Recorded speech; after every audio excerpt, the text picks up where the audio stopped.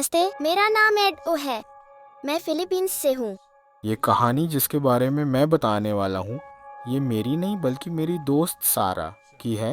वो SM Cebu में cashier का काम करती थी।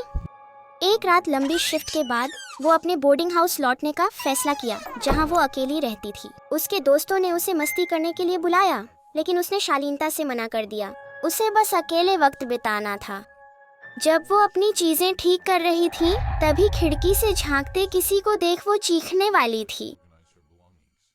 लेकिन जब उसे पता चला कि वो उसका बॉयफ्रेंड था, तो उसे राहत की सांस ली। उसने उसे मुस्कुराते हुए अंदर आने का इशारा किया, लेकिन वो नहीं हिला। सारा समझ नहीं पाई और पूछा, तुम यहाँ कब से खड़े हो? लेकिन उसे कोई जवाब नहीं मिला। इससे उसे परेशानी हुई, क्योंकि वो बस वहीं खड़ा था और उसकी तरफ मुर्दा आंखों से घूर रहा था।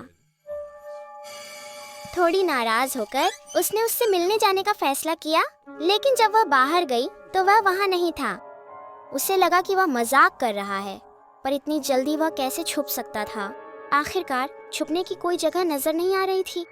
वह अपने बॉयफ्रेंड का नंबर मिलाकर उसकी आवाज़ सुनने की उम्मीद में उसे ढूंढ रही थी। उसे मालूम था कि उसका बॉयफ्रेंड फोन कभी साइलेंट नहीं करता, पर उसे कुछ सुनाई नहीं दिया। इसके बजाय उसके बॉयफ्रेंड की आवाज़ फोन पर उसे नमस्कार कर रही थी। उसने पूछा कि वह कहाँ है और छुपने की बात छोड़े।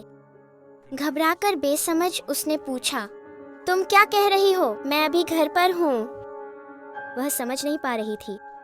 लेकिन मैंने अभी 1 मिनट पहले ही तुम्हें मुझे घूरते हुए देखा, उसने जवाब दिया। ये कैसे संभव है? उसने पूछा। तुम जानती हो कि मैं हमेशा आने से पहले फोन करता हूँ। इससे उसे डर लगा, क्योंकि वह सही था। कॉल या टेक्स्ट करें अगर वो आना चाहे। अगर वो आप नहीं थे तो मैं किससे बात कर रहा था? उसने डरते हुए कहा। उसके रोंगटे खड़े हो गए जब वो बेचैन होकर चारों तरफ देखने लगी। पसीना उसके चेहरे पर बहने लगा। उसके बॉयफ्रेंड ने जवाब दिया, सैरा, सब ठीक है, मैं वहां आऊंगा, बस अंदर वापस चली जाओ और दरवाजा मत खोलना, पहुंचते ही कॉल करूंगा। उसने फोन रख दिया और वो तुरंत अंदर गई। सभी दरवाजे खिड़कियां बंद कर दी और प्रार्थना करने लगी। कुछ देर बाद उसके बॉयफ्रेंड ने कॉल किया और उससे दरवाजा खोलने को कहा। वे गले मिले। उसने उसे गले लगाकर उसकी खैरियत जानी। उन्होंने उस अजीब स्थिति पर चर्चा की। सैरा के बॉयफ्रेंड ने उसे रात भर सुरक्षित रखने के लिए अपने घर ले जाने का निर्णय लिया। कई साल बीत गए हैं। वह खुशी से अपने बॉयफ्रेंड से विवाहित है। वे अभी एक बेटी से भी नवाजे गए हैं। सारा के पति को उनकी बेटी के साथ खेलना बहुत पसंद है।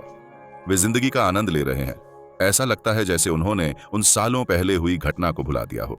सोचकर सैरा अभी भी खुद को सवाल करती है, क्या हुआ होता अगर वो उसे फोन नहीं करती और बस उस व्यक्ति की तलाश करती रहती जो उसकी खिड़की के बाहर खड़ा था।